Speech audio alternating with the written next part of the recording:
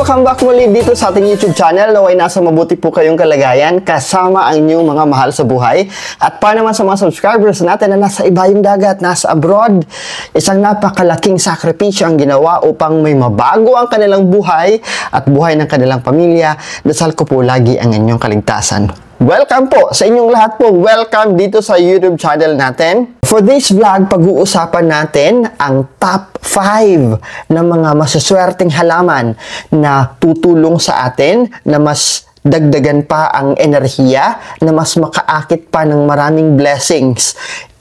Lalong-lalo na sa aspeto ng pera at kayamanan. Nakalaan ang topic ng ating diskusyon for this vlog patungkol sa mga dapat meron ka sa mga halaman na babanggitin ko. Kasi ngayong gabi, pag-uusapan natin ang top 5 lucky plants para sa 2026. At i-discuss ko rin po, bakit lucky ito? Bakit maswerte ito? Ano ba ang sinisimbolo nito? Bigay ko rin yung mga tamang direksyon at tamang pangangalaga ng mga ito para makaakit ng mas marami pang swerte.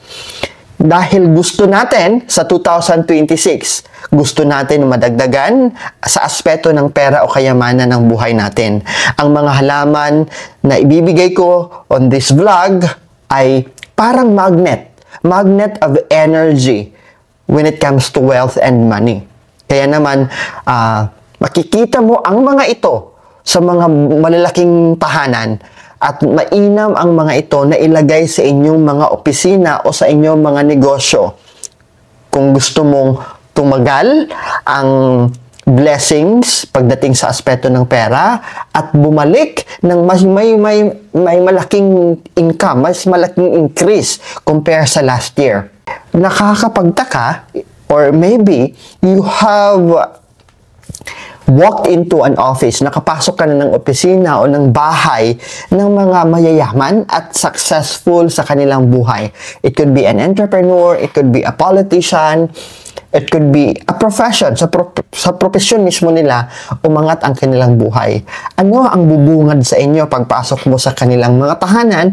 Sa garden pa lang, makikita mo na itong mga halaman na ito. O di naman kaya, kung building yan ng opisina, sa lobby pa lang, bago ka mismo makapasok sa opisina ng big boss. At mas masasurprise ka pa dahil sa loob mismo ng mga offices ng mga big bosses, andon ang mga halaman na ito.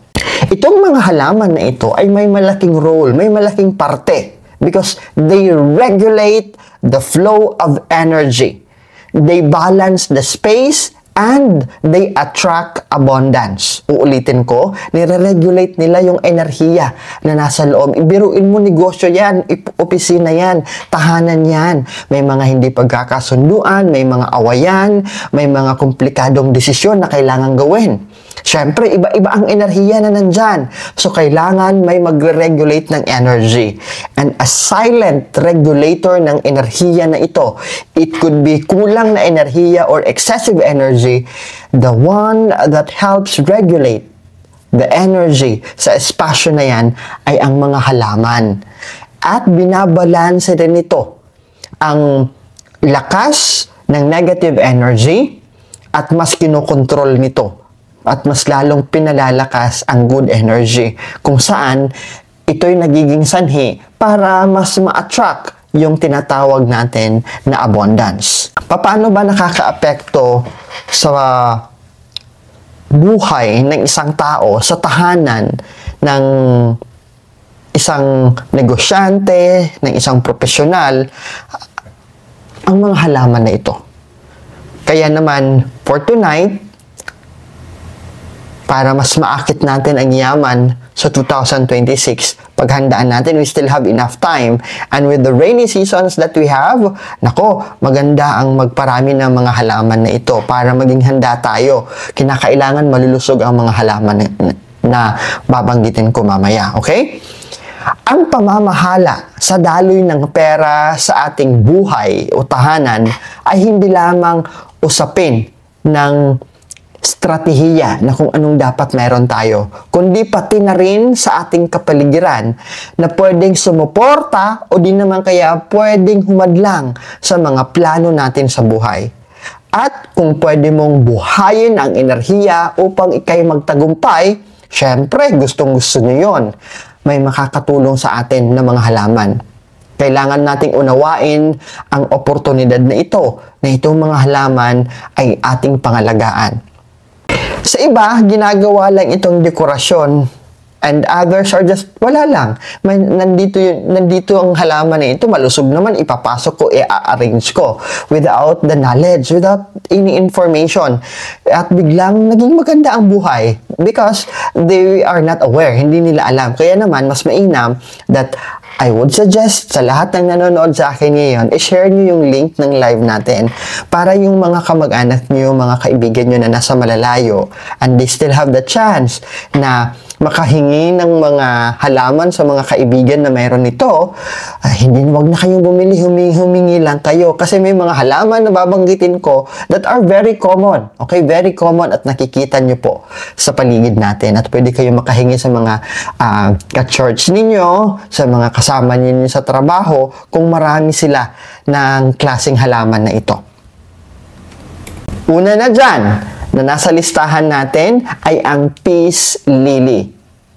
Spathiphyllum, ika nga on its scientific name. Kilala ito bilang peace lily. Ito ay tumutulong na maging malinis ang ating pag-iisip, maging dalisay ang ating pag-iisip, yung walang maraming inaabala ang ating, nasa state of mind tayo na very peaceful yung pag-iisip natin, na kahit haharap tayo sa problema, ang halaman na ito ay makakatulong na makakapag-desisyon tayo ng maayos. Hindi tayo mababalisa, hindi tayo mararatol dahil it clear our thoughts and ideas, and at the same time, it gives us the financial wisdom, yung kaalaman paano natin i-manage yung aspetong pera o kayamanan. In Feng Shui, peace lily is about stability. It brings spiritual balance. Nililinis nito ang daloy ng enerhiya papasok ng ating mga tahanan o sa loob ng ating mga espasyo. Itong puting bulaklak nito, the peace lily has its white flower, ay sumisimbolo naman ng kalinisan, purity, inner peace, and surprisingly, nagbibigay ng clarity on our financial decision making. Nakakatulong ito para maging magaling at matalino tayo sa pagdedesisyon when it comes to managing our finances, managing our source of income, or managing our business. Ideal na ilagay ang mga ito sa mga opisina, sa ating sala, o di naman kaya malapit sa entrance ng ating tahanan. Maganda na meron kayo nito on your bedroom sa may bintana o di naman kaya sa may terrace. Ang presensya ng halaman na ito, batay sa Feng Shui, ay binabalanse nito ang enerhiya at sinusuportahan tayo sa kung anumang plano meron tayo na kinakailangan at mangangailangan tayo ng malaking halaga, malaking pera o malaking puhunan. Yun po ang dahilan kung bakit kasali sa top 5 lucky plants ngayong 2026 ang peace lily. Sunod sa napakaswerteng halaman ay ang snake plant. Kilala ito bilang snake plant, tama po ba? Sansevieria.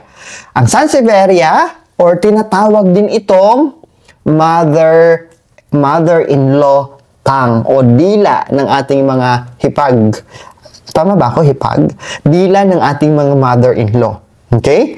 So, hindi ito problema alagaan kasi nabubuhay ito kahit matagal mong hindi madiligan. Basta naarawan lang ito at the same time nahanginan. Ngayon, kung nasa loob naman ng tahanan, hindi rin ito madaling malanta. At in terms of energy, this plant na nakikita nyo sa screen symbolizes protection and yung pagpupunyagi para makapagpatuloy at maisaayos ang gustong maisaayos. Ang tuwid nitong mga dahon o mga tangkay, its leaves, interpret naman or nagbigay kahulugan sa feng shui as shield or protection against negative influence tulad ng inggit.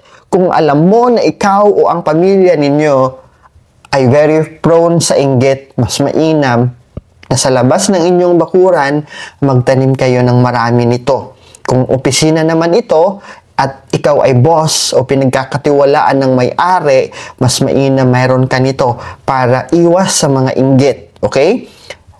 Evil eye as well. At the fear of failure, tumutulong din ang halaman na ito para maibsan ang inyong takot dahil takot ka na bumagsak, takot ka na matalo, takot ka na magkamali. So, that's your internal blockage. Karamihan sa atin, hindi nagtatagumpay dahil sa mga what if, dahil sa mga takot. Kasi yung kontra natin, yung kalaban natin, yung sarili mismo natin, ano ang sasabihin ng iba? That's what we call internal blockages. So, tinutulungan ka ng snake plant na mawala ang mga doubt o pagdududa mo sa inyong sarili. Sa negosyo naman, nakakatulong ang snake plant na ma-maintain ang konsentrasyon, your mental concentration, yung pagiging determinado mo, and the stability that you wanted with your business. So, pwede tayong maglagay ng snake plant na ito sa ating opisina, lalong-lalo na malapit sa inyong front door ng inyong opisina. Okay? So, filter kasi nito ang negative energy na papasok sa inyong tahanan. Di ba sabi ko, kung politiko ka o ikaw ay malaking tao in the community, I would suggest malapit sa gate ninyo o palibutan ninyo ang buong fence ninyo ng mga snake plant. This will filter the negative energy na papasok sa loob ng inyong tahanan. So, sa mga walkway, sa mga pathwalk from the gate going to your main entrance, kung kayo yung style na yung bahay na mayaman na distansyado, may distansya from the gate to the main door. So, the walkway or the pathwalk, taniman nyo po ng snake plant sa paligid ng, or sa kilid ng what we call the walkway or the pathway. Para habang naglalakad ang mga taong may sadya sa inyo, makikipag-meeting sa inyo, ayan, makiklear yung negative energy. And then sa mga opisina natin, lalong-lalo na kung yung opisina ninyo ay mga naka-cubicle. You can also place snake plant near the door sa mga comfort rooms natin para makiklear yung energy na galing doon sa loob ng comfort room. Di ba? Kung nasa opisina tayo, nasa trabaho tayo, and we are under an emotion, gusto nating umiyak, gusto nating ilabas ang ating hinanakit, and we don't want the people to see na magbe-breakdown tayo, so we go to the comfort room, doon natin binubuhos yung sama ng loob natin, doon tayo umiiyak. So, para ma-filter yung negative energy, maiwan doon sa comfort room, make sure din po na sa labas ng inyong mga comfort room ay makapaglagay kayo ng snake plant. Ulitin ko, hindi mahirap alagaan ang mga snake plant. At it comes with variety of snake plant. At kahit anong variety pa yan, o family, how do we call that? Kahit anong klaseng snake plant pa yan, basta it's Sansevieria or the snake plant, we have the local one or do we have the imported one, it has the same effect. Ganun na ganun po ang kanyang magiging role at ganun na ganun ang ibibigay niyang contribution sa buhay at pangkabuhayan po ninyo. Para naman sa may mga tindahan, I would suggest na on the side of your store o di naman kaya sa reception mo ay mayroon kayong mga snake plant. O di naman kaya you can have a small pot na may snake plant ka, you can place it kung ikaw boss sa opisina mo, you can place it doon sa may malapit sa entrance mo para ma-filter nito yung mga negative energy na papasok at lalabas ng inyong opisina. Lalong-lalo na yung mga big-time businessman, ang dami-dami niyong bisita araw-araw, marami kayong problemang nire-resolve. Yung mga politiko na iba't iba ang taong lumalapit sa inyo, maraming problema ang idinudulog sa inyo, mas maganda yung mga mayor dyan, yung mga barangay captain dyan, yung mga ano ba yung posisyon ninyo, mas mainam na mayroon kayong snake plant bago sa pasukan ng inyong opisina. maganda yon. Naka-landscape ito, o di naman kaya nasa pot, it will add aesthetic, and at the same time, hindi nila alam na yung halaman na ito ay may role pala kasi ito yung shield mo, ito yung pananggalan. 'Di ba? Bakit tinatawag itong mother-in-law's tongue? Kasi pag makapagsalita yung mga mother-in-law natin, nako, depensa ka na, 'di ba? Kung may mga away sa iyo at love na love ka ng mother-in-law mo at ang mother-in-law mo ang didepensa sa iyo, naku, wala nang makakaimik pa dyan sa loob ng inyong tahanan. Kaya naman si snake plant ay tinawag rin na mother-in-law tongue. So it's a protection plant. So alam nyo na, so hindi sayang ang mga halaman na yan. Tatanggalan nyo lang pag may nag-yellow na at latana or lantana, just remove it. I-maintain nyo na lang na walang mga unhealthy na tangkay o dahon ng bawat halaman na babanggitin ko o i-discuss ko on this vlog. Kasama sa listahan natin ay ang jade plant. Ayan, Crassula ovata.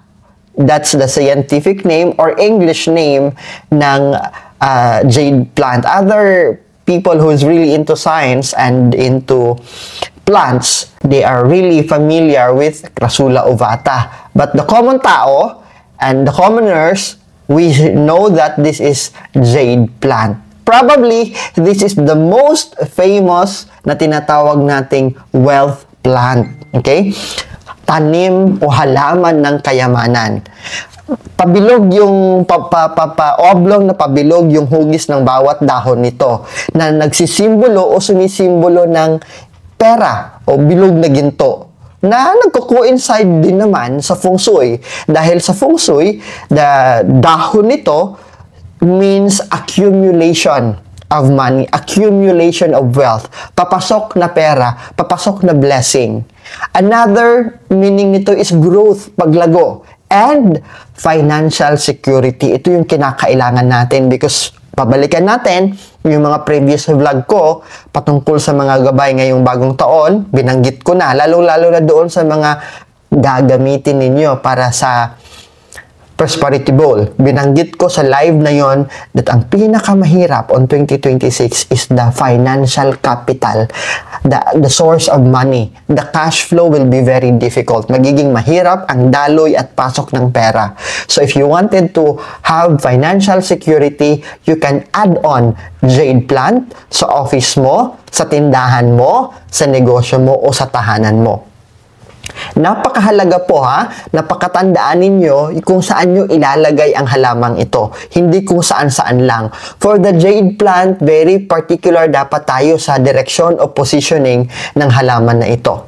The ideal place para sa jade plant sa opisina o sa tindahan ay nasa southeast corner. Opisina, sala set o sa tindahan ninyo, southeast corner o sa shop nyo po, sa negosyo ninyo. So hanapin ninyo, download a compass para makita ninyo saan ba yung southeast ng inyong opisina, ng inyong sala o ng inyong tindahan. Okay? So this represent itong direksyon na ito plus itong halaman na ito na ilalagay mo sa direksyon na ito.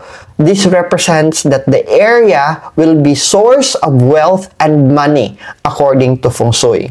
Kaya nire-recommenda na dito nyo ilalagay. At kung maglalagay naman kayo ng halaman na ito sa paso, sa pot, I would suggest na mas mainam hindi plastic, hindi kristal, but rather clay, clay na klase ng pot, paso ang gagamitin ninyo. The natural clay because of the earth element na gusto natin mabalanse, may stability yung financial flow. Grounding and stability naman ang dala ng clay na paso. So no plastic, no ceramic, no extremely beautiful na pot, but rather yung clay lang, yung kulay brownish na yon.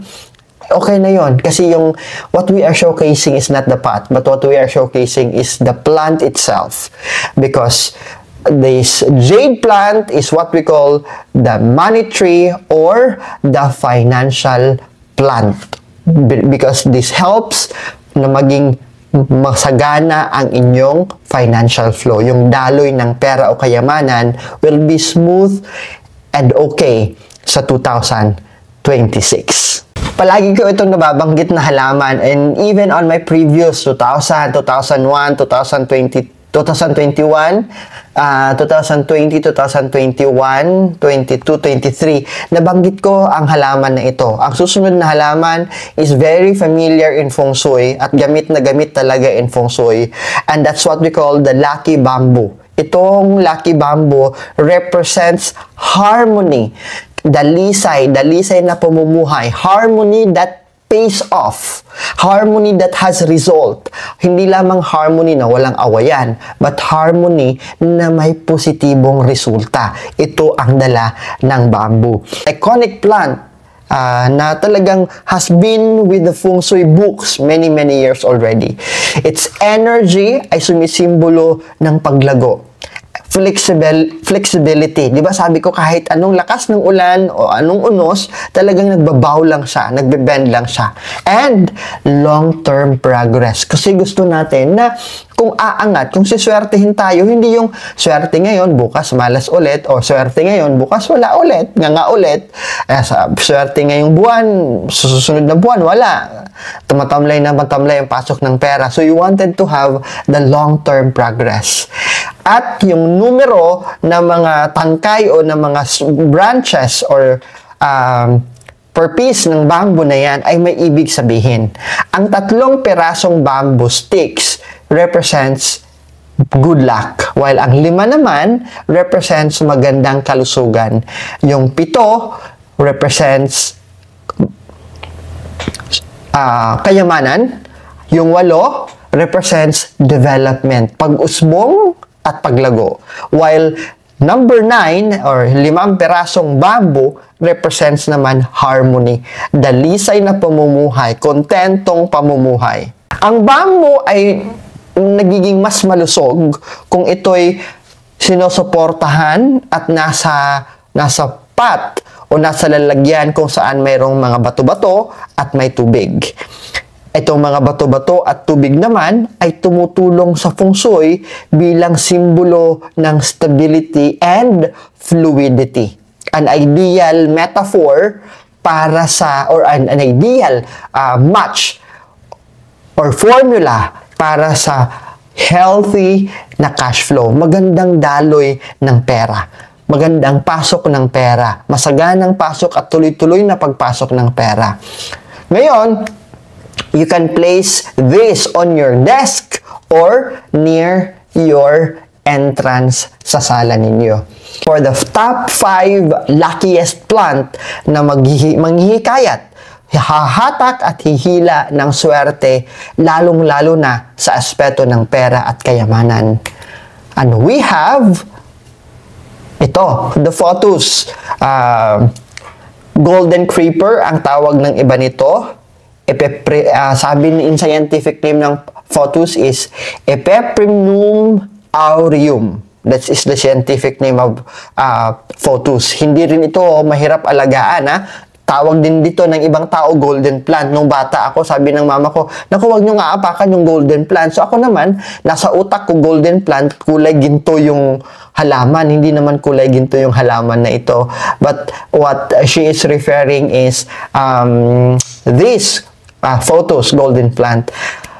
Ate Grace, maraming hindi ito demanding na halaman. Hindi rin ito kailangan ng masyadong pag-aalaga. But hindi niyo po alam that this plant is extremely powerful and energetic sa lahat ng ating tahanan, negosyo man o hanap buhay. Kasi in Feng Shui, this is considered as a symbol o sumisimbolo ito ng tuloy-tuloy na paglago, tuloy-tuloy na pagdagdag ng pera o kayamanan sa ating mga bulsa o sa ating mga buhay o tinatawag nating financial stability. And especially to its natural growth na halaman, di ba tuloy-tuloy yung pag ilagay mo lang siya, itanim mo lang siya sa tabi, talagang dadami siya. Dadami siya kahit hindi mo bigyan ng maraming atensyon at pag-alaga. It always look for a new path bagong sibol and another twig, another branch, talagang it climbs, it spread. Ganito yung ugali ng mga photos. So, ganito rin ang gusto nating ma-achieve sa buhay natin. Gusto natin na we will be creating mga bagong opportunities, new path, and a new direction on 2026. We wanted to climb despite of the obstacle na harapin natin in 2026. We wanted to go above and beyond our financial status in life, and we wanted to spread our blessings. We won't just put it in one basket, but rather we wanted to invest more. And of course, we wanted also to share more, because the more we are being blessed, the more na dapat tayo'y magbalik ng mga blessing na dumarating sa buhay natin. So, pagdating naman sa halaman na ito, you can place it on nakahang. Mas maganda, this is hang or nakasabit. Because the flow downward, yung nakasabit na magandang hitsura nito, na parang chandelier, symbolizes na tuloy-tuloy na daloy ng kasaganahan. The natural flow, the continuous flow of abundance. It is great for darker corner, yung mga very sad na corner, yung medyo dark na corner ng inyong tahanan, ng inyong opisina o ng inyong tindahan, o di naman kaya isang napakahabang hallway na walang ka-art or very dull na hallway. You can hang itong photos or itong golden plant na ito para magkaroon ito ng bagong buhay, magkaroon ng abundance, a flow of abundance sa area na yan. So, pag inilagay mo ang halaman na ito, it will thrive by itself, okay? In fact, photos will bring light and money on that corner kung saan mo siya ilalagay or saan mo siya ipoposisyon. Ano natin mas ma-activate yung enerhiya na dala ng mga halaman nito. This is what we call energy capital. Sa tahanan man ito, o sa opisina man ito, o sa negosyo natin. We need to have these plants be the energy capital natin. Unang-una, para mas makuha natin yung maximum effect ng mga binanggit kong top 5 lucky plants sa 2026. Make it healthy, clean and well-groomed. Yung walang alikabok. Kasi yung mga halaman na binanggit ko, makikintab yung mga dahon nila. At na-obvious kung hindi healthy yung mga dahon nila. So make sure that once in a while, matatrapuhan yung mga dahon nila. Keep it clean and well-groomed. Tanggalin natin yung mga nalalata, yung mga nadodry, because a sick and a very unhealthy plant naman, instead na swerte ang dala sa atin, binablock naman ito, hinaharang naman ito ang blessing na sana ay darating sa buhay natin. Okay, ngayon, we can put it on the strong areas sa ating tahanan. Ano ba yung mga strong areas? Sulat nyo po ito. Sa southeast ng ating tahanan, pag maglagay tayo ng halaman dyan, ibig sabihin gusto natin lumago ang pera at yaman natin. O di naman kaya lumago, ma-maintain, tuloy-tuloy. While on the east, kung maglalagay tayo ng halaman on the east, we wanted to protect the health of all the people, kalusugan ng lahat ng tao sa ating tahanan, o kung sa opisina yan, sa ating mga katrabaho. Health, physically, and health relationship na aspeto. Sa norte naman kayo maglalagay na bahagi ng inyong opisina o ng inyong tahanan o ng inyong tindahan, you wanted growth. Matatag at protected or protektado ang aspeto ng iyong karera. Yun ang mga direksyon. Okay? Nagets nyo po ba? Sa mga pots naman, anong klaseng pots ang gagamitin namin, Sir Franz? Kasi nabanggit ko. Okay, ito lang yung mga options ninyo maliban doon sa jade plant. Sabi ko sa jade plant, mas maganda na clay, the natural clay ang gagamitin doon. So, with the rest ng mga halaman, pwede kayong gumamit ng mga pots or paso made up of ceramics, clay, wood. Wood will support the element of earth. Okay? So, may mga pot kasi na made up of wood, yung matibay. So, wood is also associated with abundance. So, you can combine the wood pot with the lucky plant. You can combine the clay pot with the lucky plant, and you can combine ceramic with the lucky plant. Wala akong binanggit dyan. Wala akong binanggit dyan na plastic, di ba? Wala akong binanggit dyan. Or, kung malakihan yung garden ninyo, malaki yung lupain ninyo, yung tahanan, your residential is big, have it planted direct to the soil talaga. Okay? Kung saan it will grow abundantly and it will flourish happily. Ngayon, kanina opening ng vlog natin, ng live natin, pinakita ko yung video kung saan namigay tayo ng bag ng pag-asa. At bag ng pag-asa na po ang ibibigay natin. May nakalagay na raincoat at hygiene kit. Kasama na dyan yung toothbrush para sa mga bata. Dental health ng mga bata, pangangalagaan natin. And baunan ng tubig. Yan ang ilalagay natin sa bag ng pag-asa natin. Sa inyong tulong, sa inyong pakikipag-kapwa-tao at suporta, mas maraming mga bata po ang mabibigyan natin ng pag-asa. So, gustong maging kabahagi sa mga na-inspired at gustong dumoble pa yung blessing na darating sa buhay nila, all you need to do is to share as well your blessing. Nasa screen niyo po ha, yung ating RCBC Peso account, our BPI Peso account, and the GCash number. Pwede nyo po itong screenshot. And sa Facebook page ko na pinakita ko kanina simula ng live natin, the page itself, mag-message lang kayo with the screenshot na nagpadala po kayo. Okay.